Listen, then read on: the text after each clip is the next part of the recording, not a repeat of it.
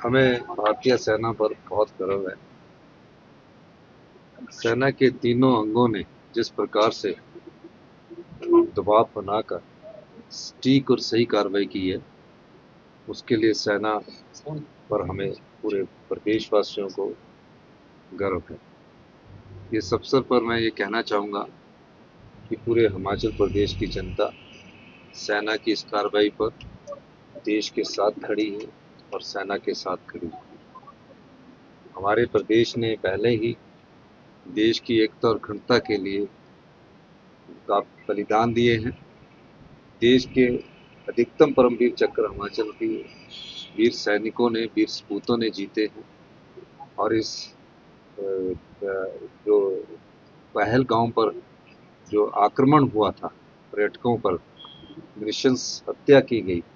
उसका जवाब जिस प्रकार सेना ने दिया, हिमाचल की जनता भी इन पर गर्व महसूस करती है और पूरे प्रदेशवासी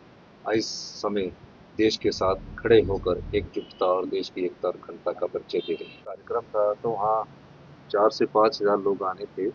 लेकिन दिशा निर्देश ऐसे आए कि कहीं भी गैदरिंग ना हो, तो मैंने अपने कार्यक्रम को स्थगित किया है, रद्द किया है और उसको आने वाले समय में वहाँ दोबारा करूँगा। और हमने पूरी स्थिति और हिमाचल प्रदेश की जनता की सुरक्षा के बारे में मैं खुद सभी एसपी से भी इन टच रहा हूँ। इसके संदर्भ में हाई लेवल मीटिंग इसलिए बुलाई है क्योंकि हमारा जो क्षेत्र है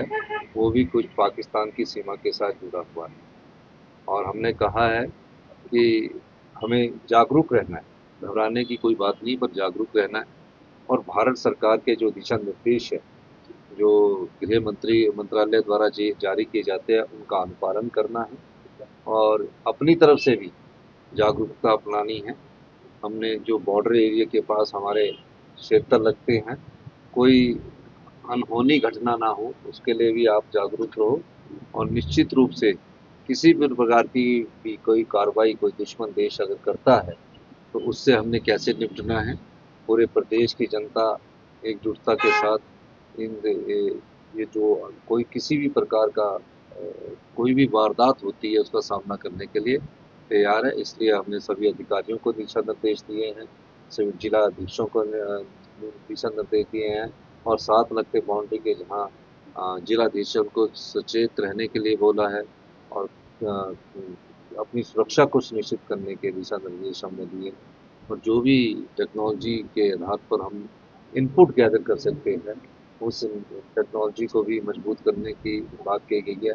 और सोशल मीडिया के द्वारा कई बार भ्रामक प्रचार किया जाता है, उस भ्रामक प्रचार को जो दुश्मन देश के द्वारा किया जाएगा, उससे भी कैसे निपटना है, इस सब संदर्भ में हमने दिशा निर्देश दिए हैं और आज शाम को इसके बारे में मॉक ड्रिल भी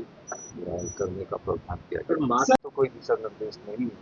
पर जैसे ही होम मिनिस्ट्री दिल्ली की हमें कुछ बोलेगी उसके बाद में हम कोई चेंजिंग करेंगे। अभी जो अभी स्कूल है, वो मैंने कहा कि